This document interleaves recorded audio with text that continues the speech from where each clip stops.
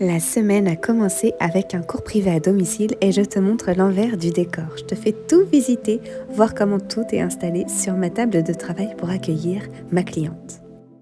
Je viens de terminer mon cours privé du jour à mon domicile. Ma cliente avait envie de profiter de ce moment pour visiter en plus Chamonix. Dans chaque cours privé, en fait, ce que j'adore, c'est qu'il n'y a rien de semblable à un autre. Chaque cliente va venir avec ses envies, ses besoins, le matériel qu'elle utilise. Je peux donner des conseils, répondre à toutes les questions. À chaque fois, elle me demande plein de choses. Et je te dirais, elles ont vraiment raison parce que je suis là pour ça.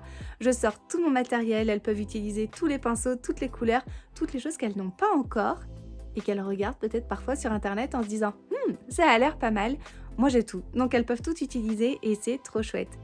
Ma cliente du jour avait déjà un sérieux niveau, donc c'était vraiment agréable de l'emmener un petit peu plus loin dans la création de ce qu'elle voulait mettre en place. Elle avait besoin d'apprendre à enchevêtrer davantage ses designs.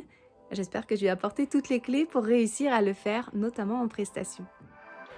Voici quelques-unes de ces réalisations agrémentées de mes corrections, parfois guidées à la voix ou au pinceau. Je suis vraiment impressionnée. À mon tour de sortir les pinceaux, j'avais envie de retravailler cette technique qu'on appelle les roses fantômes, juste avec l'usage d'une seule couleur, ici le blanc.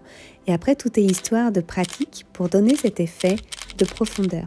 Là, tu me vois en train de me photographier le bras puisque c'est moi qui réalise toutes mes photos.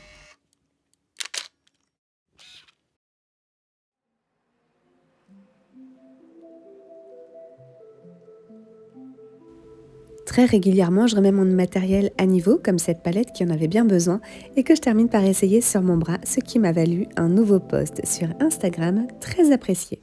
Nouveau départ, cette fois-ci c'est pour la Bretagne. J'ai plus mes filles autour de moi.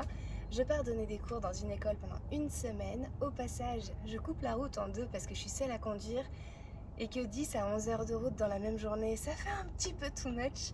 Du coup, je m'arrête à Bourges. J'ai hâte, je connais pas du tout Bourges. Je pense que ça peut être cool. Et d'ailleurs, est-ce que tu sais comment on appelle les habitants de Bourges ? Évidemment, pas du tout les bourgeois. Forcément, moi je me suis emballée, je me suis dit trop cool, je vais dormir une nuit chez les bourgeois.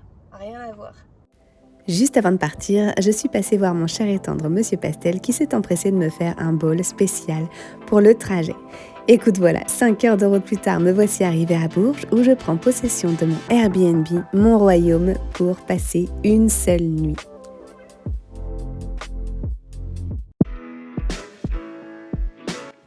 C'est la première fois que je venais à Bourges.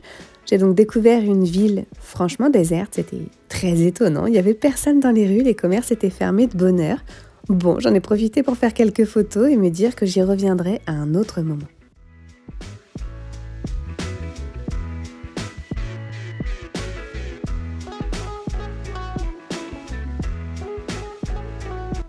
Est-ce qu'on peut parler de cette arrivée triomphante en Bretagne sous la pluie ? Mais oui, donc je suis allée me réconforter par l'achat d'un Kunyaman.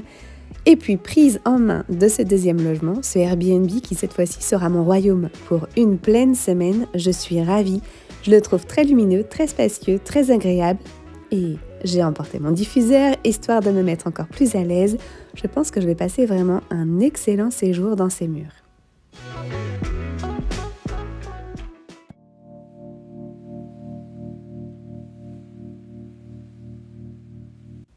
Bien entendu, il n'est aucunement question de séjourner en Bretagne si je ne vais pas à la plage. Donc chaque jour, j'essaye d'aller à une plage différente. Je ramasse des coquillages, je touche le sable, franchement je fais la touriste. Première plage, j'ai choisi d'aller à Concarneau que je ne connais pas. Je me lamente parce qu'il fait super clair autour, j'ai mal aux yeux. Je suis sur la plage du sable blanc, je crois que c'est quelque chose comme ça, et je prends le chemin côtier pour aller découvrir.